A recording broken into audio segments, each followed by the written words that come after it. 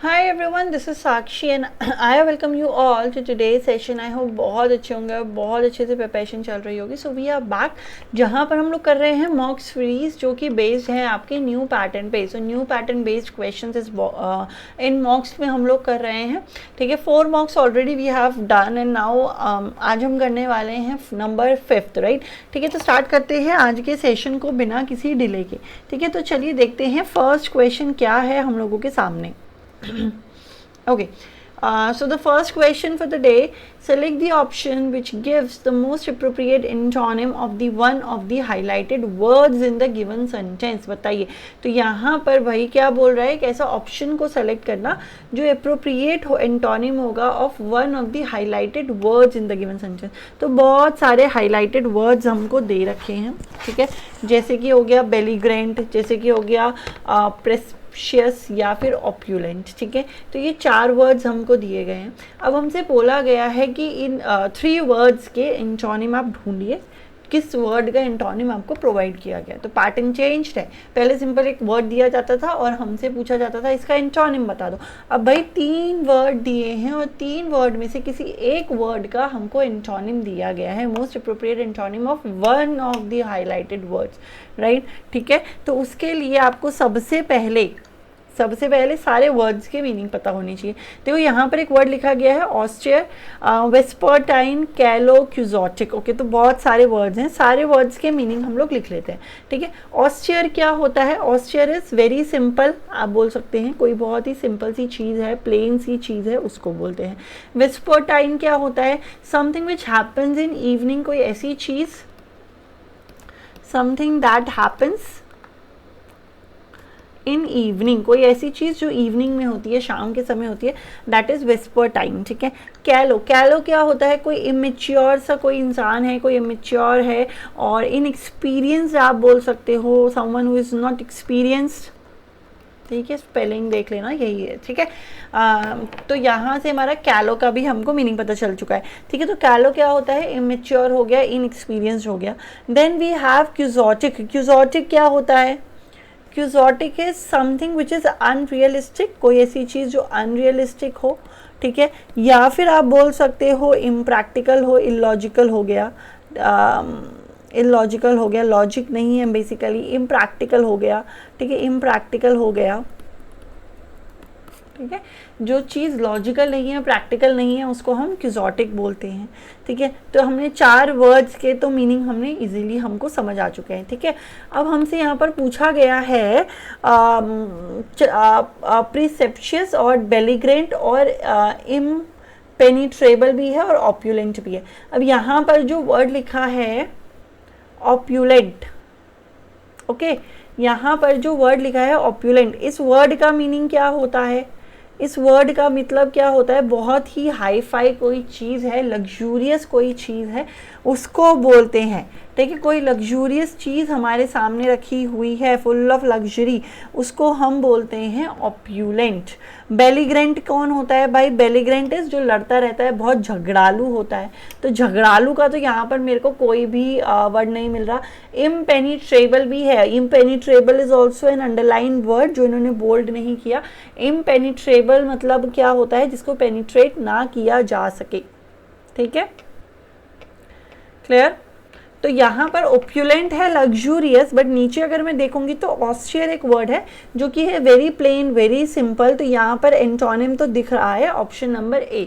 ठीक है, क्योंकि भाई इमेच्योर का कोई भी वर्ड मैच नहीं कर रहा, क्यूजोटिक इज अनरियलिस्टिक, इससे भी कोई वर्ड मैच नहीं कर रहा, और वेस्पर्टाइन इवनिंग की बात हो रही है, तो ये तो बात ही डिफरेंट है. ठीक है,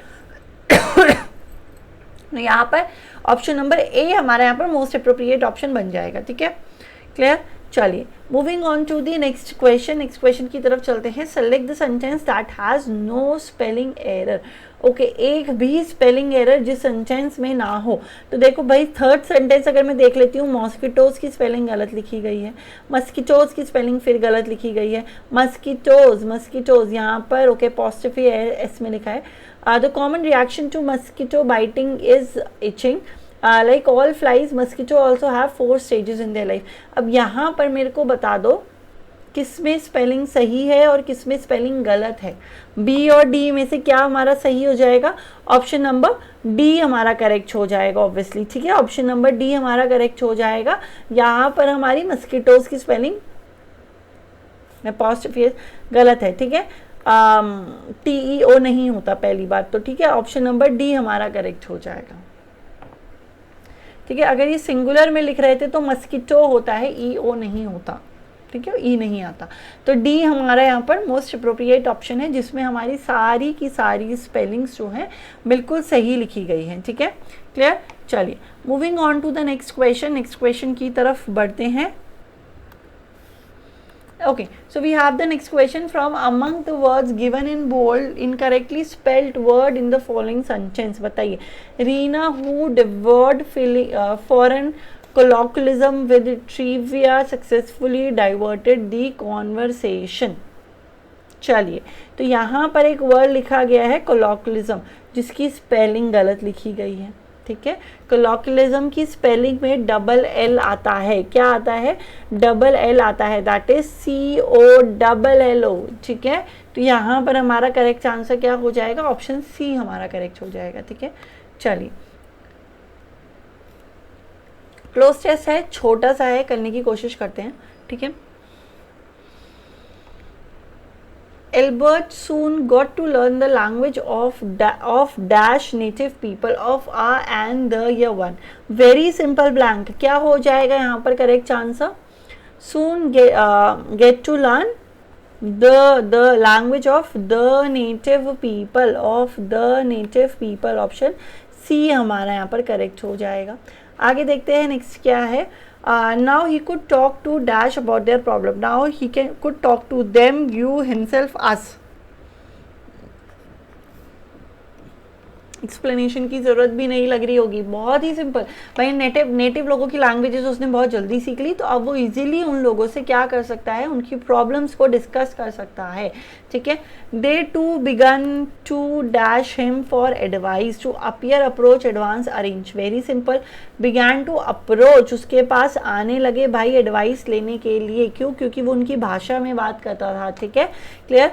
Some people dash were too shy to share their concerns. Some people furthermore, however, therefore या moreover. वेरी सिंपल, क्या हो जाएगा? देखो, फर्दर मोर हम तब लगाते हैं जब हम एडिशनल कोई बात कर रहे हो, आगे की बात कर रहे हो। मोर ओवर भी कोई एडिशनल चीज़ में आता है, देयरफॉर किसी रीज़न में आता है, बट हाउएवर आता है, लेकिन मतलब आ तो रहे थे, लेकिन कुछ लोग अभी भी ऐसे थे जो बहुत शाय थे, जिनको ऐसा लग रहा था कि हम कैसे एक्सप्रेस करें अपनी प्रॉब्लम्स को, कैसे बताएं, ठीक है। Albert eventually dash them that he was there to assist them in all matters. बताओ, अब देखो वो हिचकिचा रहे थे कि कैसे हम अपनी प्रॉब्लम्स को एल्बर्ट को बताएं, तो Albert eventually assured, settle, decide या कंफर्म, तो क्या हो जाएगा? देखो, सेटल नहीं हो सकता, डिसाइड भी नहीं होगा, डिसाइड आप डिसाइड करते हो, कंफर्म भी नहीं कर रहा था, बट एश्योर कर रहा था, उनको प्रॉमिस कर रहा था, भरोसा दिला रहा था कि भाई मैं हूँ आपकी प्रॉब्लम्स को सॉल्व करने के लिए इन ऑल द मैटर्स। तो ऑप्शन नंबर ए हम यहाँ पर फिर से मार्क कर देंगे। Clear? Any doubt, any confusion? चलिए फिर आगे बढ़ते हैं, हम लोग नेक्स्ट क्वेश्चन की तरफ चलते हैं। So we have the next question that is synonym, ठीक है। अगेन क्वेश्चन जो थोड़ा सा चेंज्ड फॉर्म में पूछा गया है, क्योंकि इसमें हमें करेक्ट पेयर ऑफ सिनोनिम ढूंढना है, ठीक है। Recalcitrant, uncooperative, nebulous, fortuitous, ineffable is luminous, या फिर ऑडेशियस इज टेकिटन।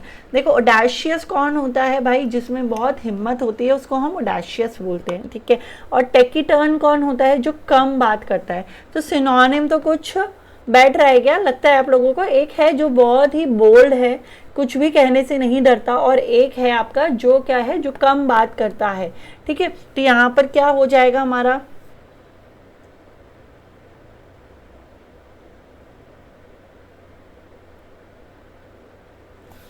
ये तो गलत हो गया, डी हटा दो, ठीक है। The one who speaks less is taciturn, ठीक है। इनएफेबल और ल्यूमिनस भी नहीं हो सकता। इनएफेबल और ल्यूमिनस हो सकता है क्या? नहीं, इनएफेबल और ल्यूमिनस भी दो अलग अलग वर्ड्स हैं, ठीक है। ल्यूमिनस इज समथिंग ब्राइट, ये भी नहीं होगा, ठीक है। यहाँ पर एक वर्ड लिखा गया है रिकैल्सिट्रेंट। रिकैल्सिट्रेंट कौन होता है भाई? रिकैल्सिट्रेंट मतलब कौन होता है? वो इंसान जो इजीली आपको ओबे ना करे, जो ये कह दे that I am not going to follow any rule, जो रूल्स को फॉलो करने से मना कर दे, उसको रिकैल्सिट्रेंट बोलते हैं, ठीक है। और नेक्स्ट वर्ड क्या है हमारा? अनकोऑपरेटिव, ठीक है। अनकोऑपरेटिव क्या हो जाएगा? जो कोऑपरेट नहीं करे, जो बोले नहीं मैं नहीं करूँगा, ठीक है। तो दोनों क्या है भाई? मिलते जुलते वर्ड हैं, ठीक है। दोनों क्या है? मिलते जुलते वर्ड है। तो हम ऑप्शन नंबर ए को मार्क कर देते हैं, ठीक है। उसके बाद नेबुलस मतलब क्या होता है? नेबुलस is something which is not clear. जब आपको कोई आइडिया क्लियर ना हो, ठीक है, क्लैरिटी नहीं है बेसिकली, उसको हम नेबुलस बोलते हैं, ठीक है, ठीक है। इसको अगर हम बोले बी वाले को, नेबुलस क्या होता है? Something which is not clear, not clear, ठीक है। उसके बाद फॉर्चुअस क्या होता है? फॉर्चुअस का मतलब क्या होता है? That something that happens by chance, ठीक है। बाय चांस कोई चीज़ हो गई, उसको बोलते हैं। तो भाई देख लो चेंज्ड पैटर्न में क्या हुआ है। चेंज पैटर्न में ये हुआ है कि एक ही क्वेश्चन में अराउंड 8 वर्ड, 4 into 2, 8 वर्ड्स के मीनिंग आपसे पूछ लिए गए। पहले एक वर्ड दिया गया होता था, उसमें से हम एक दो आइडिया लगा के करेक्ट मार्क करने की कोशिश कर लेते थे, बट अब ऐसा नहीं होने वाला है। 8 वर्ड्स के मीनिंग आपको नहीं पता होंगे तो आप इजीली क्वेश्चन को सॉल्व नहीं कर पाओगे, ठीक है। तो पढ़ना पड़ेगा, मेहनत करनी पड़ेगी, ठीक है। 9th क्वेश्चन का करेक्ट आंसर ऑप्शन नंबर ए हो जाएगा, ठीक है। चलिए आगे बढ़ते हैं, नेक्स्ट क्वेश्चन पे चलते हैं, ठीक है।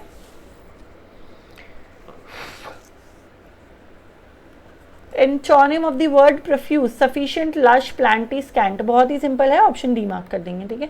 Scent is something which is less, जो कम है बेसिकली। प्रोफ्यूज अच्छी खासी मात्रा में है, अबेंडेंस में है। सफिशिएंट, लश और प्लांटी एक ही मीनिंग है, सिनोनिम्स है, ठीक है। तो डी मार्क कर दो।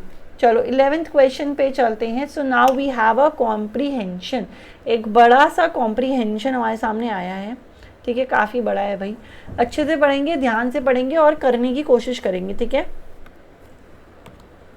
तो भाई पूरा फोकस लगा देते हैं थोड़ी देर यहाँ पर।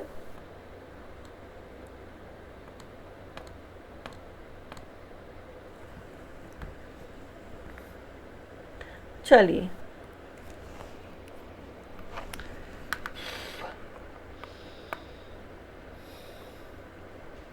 We are all born milk drinkers, okay? Baby's gut produce an enzyme lactase which break down lactose, the sugar in cow's milk, into the simpler sugar, glucose and galactose. But for majority of humans, production of enzyme lactose plummets after weaning. Okay, समझ आ गया होगा, ठीक है। तो वो क्या बोल रहा है कि भाई हम सब जब से पैदा होते हैं तब से हम लोगों को आदत होती है कि हम दूध पीते हैं, बच्चा दूध पीता है, ऑब्वियसली बात है, ठीक है। तो वो बोल रहा है कि ह्यूमंस के पास क्या होता है, एक एंजाइम होता है जिसका नाम लैक्टेज होता है, जो ब्रेक डाउन करता है भाई जो शुगर है हमारी दूध में, दैट इज लैक्टेज शुगर को ब्रेक करता है किसमें? ग्लूकोज एंड गैलेक्टोज में, ठीक है। Lactase is the enzyme, lactose sugar होती होगी, ठीक है, जिसको ब्रेक करता है ग्लूकोज और गैलेक्टोज में, ठीक है। अब मेजॉरिटी ऑफ ह्यूमन में प्रोडक्शन ऑफ द एंजाइम, जो लैक्टेज की हम बात कर रहे थे, जो ब्रेक डाउन कर रहा था, वो क्या हो जाता है? प्लूमेट्स कर जाता है। प्लूमेट करना मतलब क्या होता है? फॉल शार्पली, एकदम से नीचे गिर जाना, डिक्लाइन कर जाना वीनिंग के बाद, आफ्टर वीनिंग, ठीक है। वीनिंग क्या होता है? जब बच्चा माँ से दूध पी रहा होता है, ब्रेस्ट फीड कर रहा होता है, उस प्रोसेस को फिर जब वो छोड़ देती है तो उसको वीनिंग बोलते हैं, ठीक है। Clear? From a human perspective अगर हम देखें, no to go further than that from a mammalian perspective, ठीक है। ह्यूमन परस्पेक्टिव से हम बात करते हैं अभी, we are mammals, human beings are mammal, ठीक है। The norm is to be able to tolerate your mother breast milk and then as much as you get past infancy to stop producing lactase and become lactose intolerant, said Adam, ठीक है। तो भाई बच्चा माँ का दूध जब तक पी रहा है तब तक ठीक है, बट जैसे ही वो बाहर का पीता है वो लैक्टोज इंटॉलरेंट हो जाता है, मतलब वो दूध नहीं पी पाएगा, ठीक है, क्योंकि उसका ब्रेक डाउन नहीं हो पाएगा, तो उसको दूध डाइजेस्ट नहीं होगा, ठीक है। फॉर अ कंसल्टेंट पीडियाट्रिक अगर हम बात करें, allergist at the milk and then as you get अच्छा ये तो हो गया ना। For a consultant paediatric allergist at Guy's and saints, अच्छा ये कोई पीडियाट्रिस्ट है। पीडियाट्रिस्ट कौन होता है? जो बच्चों की डॉक्टर होती है हॉस्पिटल में, as one of the UK leading food allergy expert, then you have to get a small group of human that must have mutation which means they maintain production of lactase into adulthood. ठीक है, उसके बाद क्या होता है, you have got एक small group of लोग आए जहाँ पर ह्यूमन जिनके में एक छोटी सी म्यूटेशन हुई, चेंजेस हुए, जो क्या कर पा रहे थे, दूध को मतलब लैक्टेज का प्रोडक्शन कर पा रहे थे एडल्टहुड तक, बड़े होने तक. Northern European, the Maasai in East Africa, some Arabs groups as well, but that's the exception not the rule. ठीक है, बट ये एक्सेप्शन है, 2-3 एग्जाम्पल उसने दे दिए. ठीक है, the scheme between the milk drinkers and the rest, अगर हम बात करें क्या डिफरेंस है दोनों में, एक्चुअली जो series of independent genetic mutation है appears to have occurred almost 10,000 years ago. ठीक है, ये माना गया 10,000 साल पहले उनके बीच में चेंजेस आए, म्यूटेशन हुई. Around the time human were domesticating farm animal, जिस समय ह्यूमंस क्या करते थे, फार्म एनिमल्स मतलब गाय भैंसों का काम करते थे. It is a reason that in countries such as the UK, Sweden and Ireland more than 90% of adult can drink milk without suffering any ill effect. 90% लोग जो हैं वो पी पाते हैं, but world wide more than 2/3 of the adult are considered lactose intolerant. Yes और नो, clear है भाई. ठीक है, वर्ल्ड वाइड की अगर हम बात करें तो 2/3 of all adult considered lactose intolerant. ठीक है, मतलब 3 में से 2 लोग दूध नहीं पी पाएंगे. For lactose intolerant people a glass of milk can induce blotting, gas हो जाती है.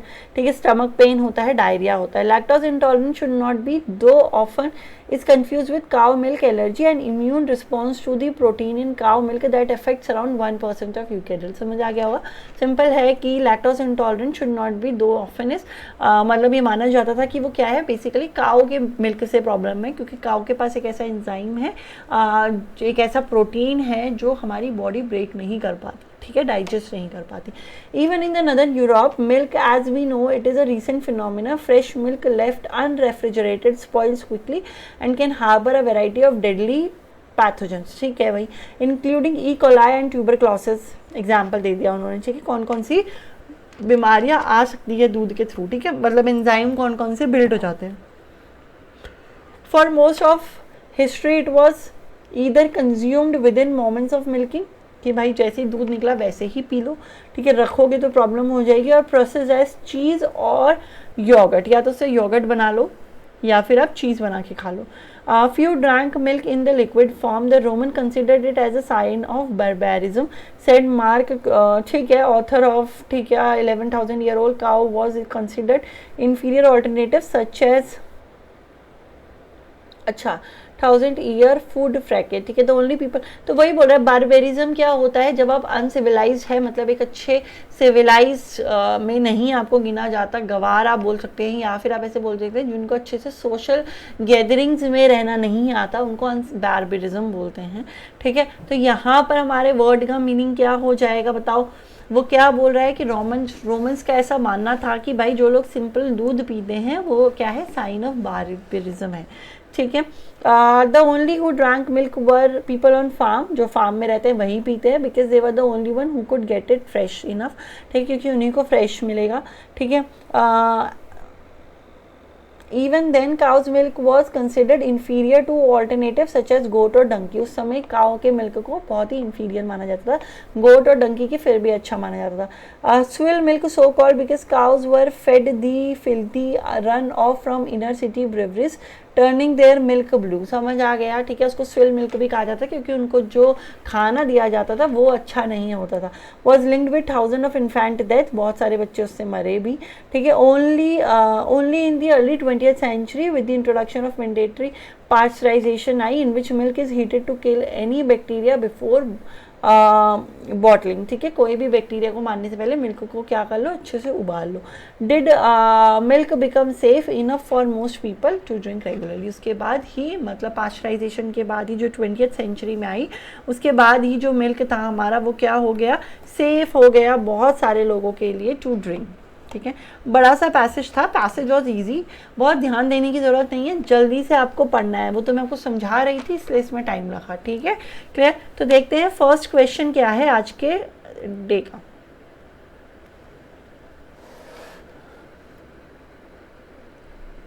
The author points out that the 19th century swill milk was linked with thousands of infant death. Which one of the action would below would have if familiar, available and practicable for the people of that time saved these children. Treating lactose intolerance with medicine, shutting down inner city brews, feeding the cow uncontaminated healthy food, freezing the milk to remove the pollutant. Okay, तो वो क्या पूछ रहा है question कि भाई वो हमने पढ़ा कि बहुत सारे बच्चे मर जाते थे क्योंकि उनको अच्छा दूध नहीं पिलाया जाता था. अच्छा दूध क्यों नहीं पिलाया जाता था? क्योंकि जो काऊ दूध प्रोड्यूस कर रही थी वो दूध अच्छा नहीं होता था, ब्लू कलर का होता था. पर वो दूध अच्छा क्यों नहीं होता था? क्योंकि उसको गंदा खाना दिया जाता था. तो वो बोल रहा है कि पैसेज के अकॉर्डिंग ऐसा कौन सा रीज़न है जो चेंज करते तो वो बच्चे बच जाते. तो भाई क्या था? Feeding the cow with uncontaminated healthy food. Option C हमारा यहाँ पर करेक्ट हो जाएगा कि भाई बच्चे को अच्छा खाना खिलाना, दूध गाय को अच्छा खाना खिलाना चाहिए था. ठीक है, ऑप्शन नंबर सी. आगे बढ़ते हैं. Lactose intolerance is related to discovery and propagation of plant milk, experience and suffering problems in digestive system, a human body not being able to accept cow milk, allergy, absence of the enzyme lactase in the gut creating intolerance for milk. बहुत ही simple question है, answer बता देंगे जल्दी से. 12th question के लिए क्या होने वाला है? ठीक है, तो क्या हो जाएगा correct answer? Obviously lactose intolerance क्या होता है कि हमारे पास लैक्टेज एंजाइम नहीं है जो हमारा क्या कर रहा था, ब्रेक कर रहा था एंजाइम को, दूध के प्रोटीन को, ताकि वो डाइजेस्ट हो जाए. ठीक है, अब क्या है? Absence of the enzyme lactase in the gut creating intolerance for milk. Option D हमारा यहाँ पर करेक्ट हो जाएगा. ठीक है, ऑप्शन डी हमारा यहाँ पर करेक्ट हो जाएगा. ठीक है, चलिए आगे बढ़ते हैं, नेक्स्ट क्वेश्चन की तरफ चलते हैं. Most adult in India continue to have milk without suffering any of the issues outline in the passage because. क्यों? अब ज़्यादातर एडल्ट जो है इंडिया में कंटिन्यू करते हैं मिल्क विदाउट सफरिंग. अब ऐसा क्यों है? Genetic mutation has help reduce lactase production. Genetic mutation की वजह से they continue to live in the farms and get fresh milk. They have no other source of nutrient to nourish them. They maintain production of lactase in adulthood. क्या reason हो सकता है? क्या reason रहेगा? क्योंकि वो बोल रहा है इंडिया में बहुत सारे लोग बिना किसी प्रॉब्लम के दूध पी पाते हैं इवन इन एडल्टहुड. ऐसा क्यों है? क्योंकि हम भाई मेंटेन कर पाते हैं production of lactase in adulthood also. अगर हमारे पास लैक्टेज ही नहीं होगा तो दूध बटेगा ही नहीं, ब्रेक ही नहीं करेगा. अगर दूध ब्रेक ही नहीं करेगा तो वो डाइजेस्ट ही नहीं हो पाएगा और हम पी नहीं पाएंगे. क्योंकि we are able to maintain the production of lactase तो हम दूध पी पाते हैं. बहुत ही सिंपल. आगे बढ़ते हैं, नेक्स्ट क्वेश्चन की तरफ चलते हैं जो कि लास्ट क्वेश्चन है इस पैसेज का. ठीक है, okay. What is the passage about? Passage जो है किस चीज़ के बारे में बात कर रहा है? Weaning and the plummeting enzyme lactase. Why some adult develop milk intolerance, milk and lactase intolerance, how to pasteurise milk and cure lactose intolerance. तो किस चीज़ के बारे में बात हो रही है?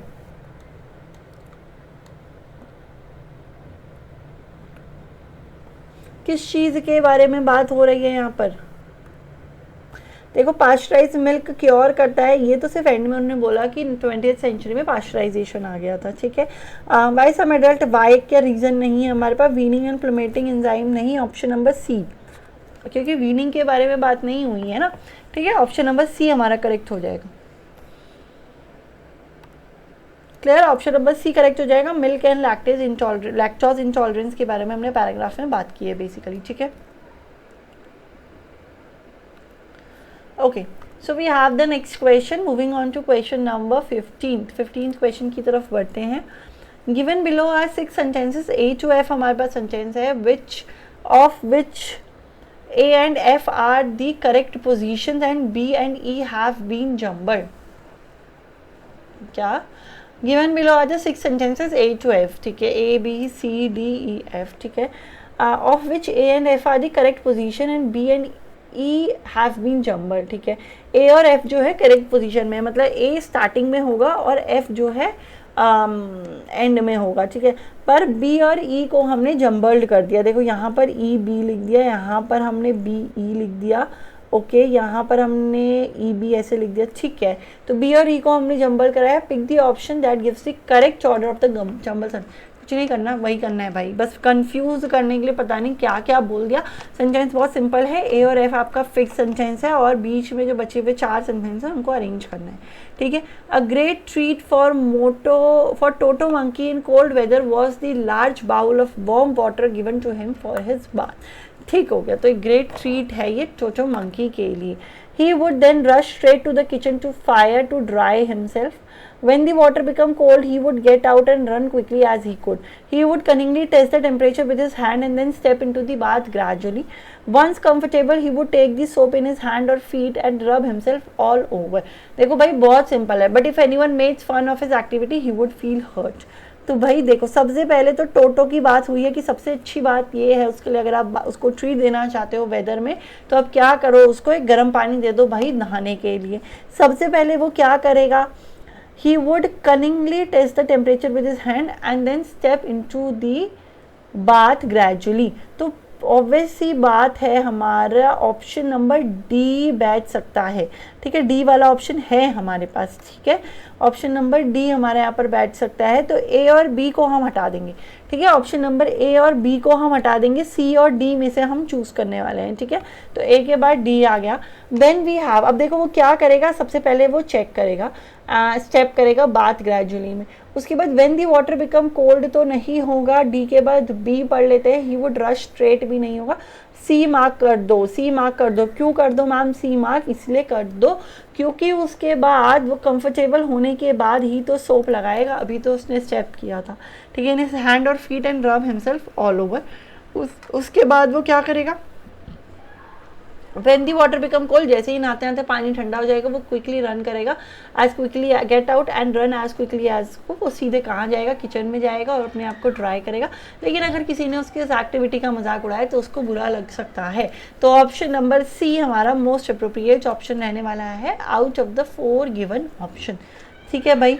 16th क्वेश्चन की तरफ मूव करते हैं। The following sentence has been divided into part, identify the part which contain the grammatical error. तो स्पॉट द एरर का क्वेश्चन आया है। Several prominent film stars have appeared on television on behalf of awareness about hand hygiene.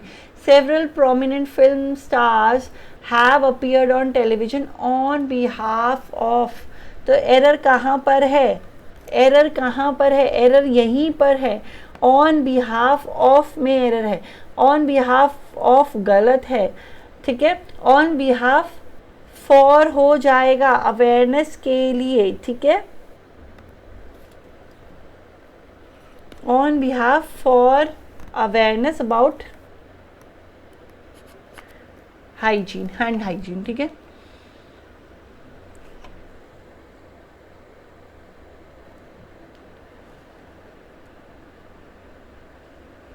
Clear है, तो correct answer क्या हो जाएगा, option number D हमारे यहाँ पर करेक्ट हो जाएगा, on behalf for awareness about hand hygiene. Next पे चलते हैं। Select the option that expresses the given sentence in passive voice. The chef prepares the meal with great care, the guest enjoys the dishes serve to them. बताइए, okay, so passive में करना है। The chef prepare the meal with great care, prepares है, ठीक है। The guest enjoy है, present में बात हो रही है, ठीक है। The meal is prepared with great care by chef, the meal was prepared हटा दो। देखो प्रिपेयर्स है तो सिंपल प्रेजेंट है, सिंपल प्रेजेंट है तो इज एम आर में से ही कुछ आना चाहिए था, इज प्लस वर्ब की थर्ड फॉर्म या आर प्लस वर्ब की थर्ड फॉर्म या एम। क्योंकि यहाँ पर द मील है तो इज आएगा, कोई कंफ्यूजन है यहाँ पर नहीं। तो यहाँ से मैं डी भी हटा देती हूँ। अब मुझे 2 सेंटेंस में से चूज करना है। अब the guest enjoy the dishes served to them, बताओ यहाँ पर भी इंजॉय है, सिंपल प्रेजेंट है तो इज सर्व आना चाहिए, इज इंजॉयड आना चाहिए, तो यहाँ वर इंजॉयड आ गया। The dishes serve to the guest are enjoyed, option number A mark कर देते हैं। द मील इज प्रिपेयर्ड हो जाएगा, सिंपल प्रेजेंट है तो इज प्लस वर्ब की थर्ड फॉर्म लगाएंगे। With great care by the chef, the dishes served to the guest are enjoyed हो जाएगा क्योंकि ऊपर भी इंजॉय लिखा है जो कि सिंपल प्रेजेंट टेंस में है, ठीक है भाई। चले आगे नेक्स्ट क्वेश्चन की तरफ। तो moving on to the next question, 18th question पे चलते हैं। सो डायरेक्ट इनडायरेक्ट स्पीच का क्वेश्चन आ चुका है। Let us go to the hills for vacation, mother said to us. Okay, तो भाई mother ordered us, mother said that she should we go, okay mother suggested that let us go, mother suggested that we should go. क्या हो जाएगा correct answer? देखिए mother का क्या है, mother ने सजेशन ही दिया होगा, ऑर्डर तो मदर करेगी नहीं भाई, ठीक है। अब यहाँ पर जब भी हम सजेशन देते हैं तो हम जनरली क्या लगाते हैं, शुड लगाते हैं। हम क्या लगाते हैं, शुड लगाते हैं। तो मदर ऑर्डर्ड अस वाला हटा दो, said that we should, said नहीं होगा क्योंकि यहाँ पर ऑलरेडी सेड टू है तो हमको चेंज करना पड़ेगा। सेड टू अगर है तो आप या तो उसको आस्क करिए, ऑर्डर करिए, कमांड करिए, कुछ भी करिए, रिक्वेस्ट करिए, बट चेंज करिए, ठीक है। तो mother suggested that let us go नहीं होगा, mother suggested that we should go, क्योंकि लेट अस मतलब भी सजेशन होता है जब हम लेट लगा के सेंटेंस बात करते हैं। अब यहाँ ऑलरेडी सजेस्टेड लिख दिया तो दोबारा लेट नहीं लगाएंगे, ऑप्शन नंबर डी को मार्क कर देंगे। Mother suggested that we should go for to the hills for a vacation, right, option number D. 19th question की तरफ बढ़ते हैं। Select the option which give the most appropriate meaning of the given idiom. Neither fish nor fowl, बताओ क्या हो जाएगा correct answer?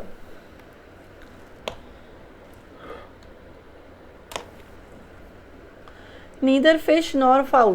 Something which is neither be supplied easily nor be made available readily. Something which is neither be purchased nor be grown. Something which can neither be eaten nor be preserved. Something which can neither be categorized easily or accepted befittingly.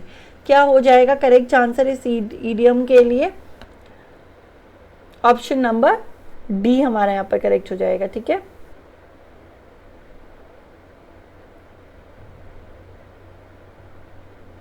कोई ऐसी चीज जिसको आप classify ना कर पाओ, ठीक है।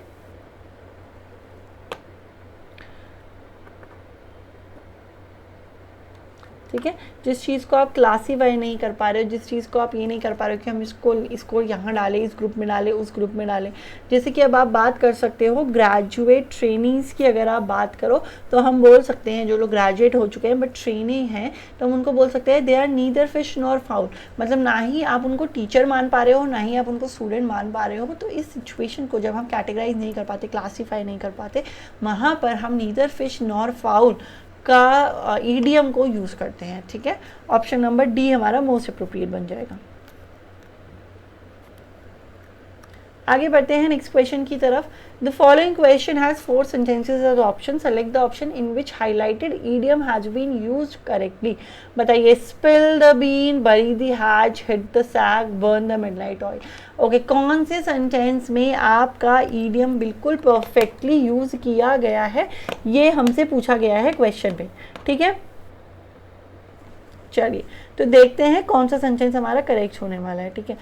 She decided to spill the bean on her new garden design even though she had not planted anything yet. Okay, तो यहाँ पर हुआ ये कि इन्होंने आंसर्स भी दे दिए, ठीक है। स्पिल द बीन करना क्या होता है, जब हम कोई सीक्रेट को रिवील कर रहे हैं, बट यहाँ पे कोई सीक्रेट रिवील की बात हो नहीं रही। After years of rivalry the two firm decided to bury the hatch and collaborate on a new project. Obviously बात है, ऑप्शन नंबर बी करेक्ट है। कैसे पता चला मैम? बरी द हैच मतलब क्या होता है कि जो भी लड़ाई लड़ाई है उसको भाई दफना दो, ख़त्म करो, दैट इज़ बरिंग द हैच। तो सी हमारा करेक्ट हो जाएगा। और गलती से पीपीटी बनाने में इन्होंने आंसर भी कर दिया, हर जगह इनकरेक्ट यूज लिख दिया, तो ऑप्शन नंबर बी को हम मार्क करते हैं, ठीक है। चलिए आगे बढ़ते हैं, नेक्स्ट क्वेश्चन की तरफ चलते हैं। So we have the next question, select the option that can be use as one word substitute for the group of words. तो कुछ वर्ड्स हमसे दिए गए हैं, इन वर्ड्स के लिए वन वर्ड सब्सटीट्यूट को हमको यूज करना है। A person who remains unmoved and unaffected by others problem, peoples opinion and suggestion. बताइए, ऐसा इंसान जिसको दूसरे के सजेशन, ओपिनियन से कोई ज़्यादा फर्क नहीं पड़ता। इररिस्पॉन्सिबल, अनरिलायबल, इम्प्रूडेंट या इम्परवियस, क्या हो जाएगा करेक्ट आंसर इस ऑप्शन के लिए? ऑप्शन नंबर डी हमारा करेक्ट हो जाएगा, ठीक है। Option number D, impervious. Pervious, impervious मतलब पे से हम कुछ भी नहीं डाल पा रहे, उसको पे कोई असर नहीं हो रहा, वही सेंटेंस बोल रहा है, दूसरों ने क्या कहा, सजेशन दिया, कुछ फर्क नहीं पड़ता, अनमूव्ड है बंदा, कोई फर्क नहीं पड़ रहा, दैट इज इम्परवियस। इम्प्रूडेंट क्या होता है? इम्प्रूडेंट आप बोल सकते हो केयरलेस, जिसको कॉन्सिक्वेंसेस की कोई चिंता नहीं है कि ऐसा करने से क्या हो जाएगा, कोई फर्क नहीं पड़ता, दैट इज इम्प्रूडेंट। ठीक है, दैट इज इम्प्रूडेंट। और इररिस्पॉन्सिबल क्या होता है? जो कोई रिस्पॉन्सिबिलिटी नहीं लेगा। अनरिलायबल क्या होता है? जिस पे भरोसा नहीं किया जा सकता, रिलाई नहीं किया जा सकता। तो यहाँ पर 21 के लिए ऑप्शन नंबर डी हमारा मोस्ट अप्रोप्रिएट बन जाएगा। ठीक है, आगे चलते हैं नेक्स्ट क्वेश्चन पे। Choose the option which correctly identify the part of the speech and the underline word belong to in the given sentence. बताइए। ओके, ये जो आउटसाइड वर्ड हमको दिया गया है, ये एडजेक्टिव है, एडवर्ब है, नाउन है कि प्रेपोजिशन है, ये पूछा गया है। Again a new pattern question, शायद ही एक दो बार इस तरह का क्वेश्चन मैंने देखा है, अदरवाइज ये भी नहीं, ऐसे क्वेश्चन नहीं पूछे जाते थे। ठीक है, बट अब पूछे जा रहे हैं। तो during the intense negotiation she prefer to remain outside and observe the proceeding without becoming directly involve. तो यहाँ पर जो वर्ड हमारा आउटसाइड लिखा गया है, वो कौन सा पार्ट ऑफ स्पीच है, ये हमसे पूछा गया है। ठीक है, देखिए, अगर हम बात करें तो इंटेंस नेगोशिएशन हो रही थी, बातचीत होती है, उसने प्रेफर किया टू रिमेन, रहना, कहाँ? आउटसाइड। आउटसाइड किसको बता रहा है? टू रिमेन को, रहने के लिए बता रहा है। रहना क्या होता है? एक वर्ब होता है। तो outside is adverb of place, place के बारे में बता रहा है कि कहाँ रहना। उसने डिसाइड किया कि भाई मैं तो बाहर रहूँ, एडवर्ब की बात हो रही है। एडवर्ब इज अ वर्ड जो हमारा वर्ब को डिफाइन करता है। ठीक है, तो हमारा बी करेक्ट हो जाएगा। ठीक है, आगे बढ़ते हैं नेक्स्ट क्वेश्चन पे। The following sentence has been divided into 4 part, identify which contain a grammatical error. बताओ।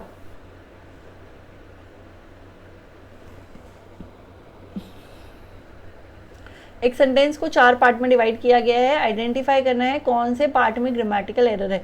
The government has announced a gradual reboot of air travel who was halted 2 months ago due to lockdown. बताओ, the government क्या बोल रहा है? Identify the part, अच्छा error, spot the error का question है।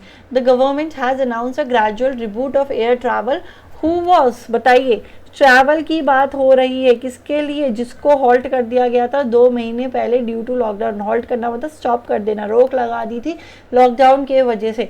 तो हु जो है लिविंग के लिए आता है, पर्सन के लिए आता है, बट यहाँ पर rebut of air travel, reboot करना मतलब दोबारा से रीस्टार्ट करना। ठीक है, तो यहाँ पर क्या हो जाएगा हमारा? Which was halted, option D correct हो जाएगा। ठीक है, चलिए 24 पे चलते हैं। एक सेंटेंस है, बताइए। अच्छा, the sentence is given below with 2 blanks in it, 2 blanks है। करेक्ट वर्ड को हमें ऑप्शन से चूज करना है, that will fit in both the blank and complete the sentence meaningfully. दोनों ही ब्लैंक में फिट हो जाए ऐसा वर्ड हमको ढूंढना है।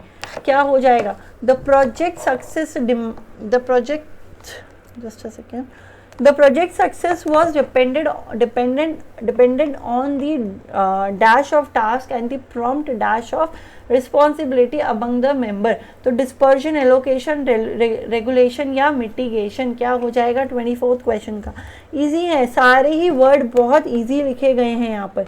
ठीक है, तो सारे वर्ड्स इजी हैं। यहाँ पर क्या आएगा? Most appropriate. दी प्रोजेक्ट, देखो डिस्पर्जन क्या होता है? डिस्पर्स कर देना, डिस्पर्जन नहीं आ सकता। एलोकेशन क्या होता है? जब आप अपनी रूल्स एंड रिस्पॉन्सिबिलिटीज़ को एलोकेट कर दें, बांट दें कि ये इसकी जिम्मेदारी है, ये उसकी जिम्मेदारी है, दैट इज एलोकेशन। तो प्रोजेक्ट सक्सेस डिपेंड करती है on effective allocation of task, अच्छे से आप टास्क को डिवाइड करिए।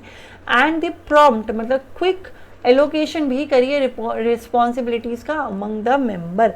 तो क्या बैठ जाएगा? करेक्ट आंसर अगर हम देखेंगे ऑप्शन नंबर बी हमारा यहाँ पर मोस्ट अप्रोप्रिएट हो जाएगा। ठीक है, रेगुलेशन भी रेगुलेट करना होता है चीज़ों को। ठीक है, मिटिगेशन किसी चीज़ को हटा देना होता है, कम कर देना, रिमूव कर देना। ठीक है, तो अगर हम बात करें यहाँ पर तो ऑप्शन नंबर बी हमारा मोस्ट अप्रोप्रिएट होगा। ठीक है, चलिए लास्ट क्वेश्चन की तरफ चलते हैं। Correct direct form of the given sentence. The young man prayed to God to help him clear that interview. बताइए क्या हो जाएगा?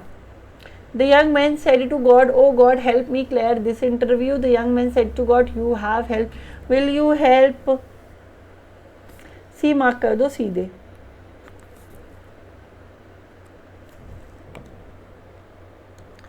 अब मुझे ये सेंटेंस देखते ही समझ आ गया था, मुझे ये सेंटेंस इसलिए समझ आई, यहाँ दैट है, डायरेक्ट में दिस होता है तभी यहाँ डैट बनता है, और देखो कोई भी सेंटेंस में दिस नहीं था, इसीलिए मैंने सबसे पहले ऑप्शन नंबर सी ही पढ़ा था। ठीक है, तो ऐसी छोटी छोटी चीज़ें करके आप क्या कर सकते हो, अटेम्प्ट जल्दी कर सकते हो। ठीक है, सो पढ़ते रहो, लगे रहो, मिलते हैं नेक्स्ट सेशन में। Till then take care, bye bye.